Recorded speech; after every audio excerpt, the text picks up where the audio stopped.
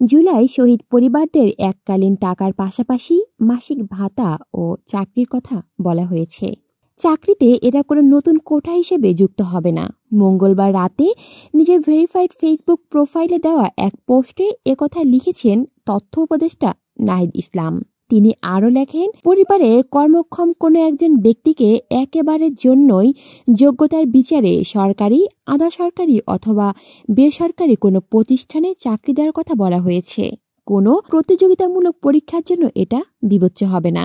নাহিদ ইসলাম লেখেন, আহতদের ক্ষেত্রে যারা সারা জীবনের জন্য ক্ষতিগ্রস্ত হয়েছে এবং আর কখনো কর্মক্ষম হতে পারবে না, তাদের জন্য মাসিক ভাতার ব্যবস্থা করা হয়েছে। এরকম আহতদের একটি বড় অংশই তরুণ এবং বাকি জীবন তাদেরকে আন্দোলনের ক্ষয় বয়ে বেড়াতে হবে। অনেককে তো দীর্ঘকাল চিকিৎসার মধ্যে দিয়েও যেতে হবে। জুলাই অভ্যুত্থানে শহীদদের পরিবার ও গুরুতর আহতদের পুনর্বাসন এবং এই পরিবারগুলো ভবিষ্যৎ নিশ্চয়তা দেওয়াটা আমাদের অঙ্গীকার ছিল এবং রাষ্ট্রের দায়িত্ব বটে। কয়েক হাজার পরিবার অচল হয়ে গিয়েছে এই অভ্যুত্থানে অংশগ্রহণের ফলে। তাদের এই ক্ষতি আমরা কোনো কিছু দিয়েই পূরণ করতে পারবো না। আর এই পরিবারগুলো কোনো সুযোগ সুবিধার চেয়ে কেবল সরকারের থেকে সম্মান ও মর্যাদা চায়।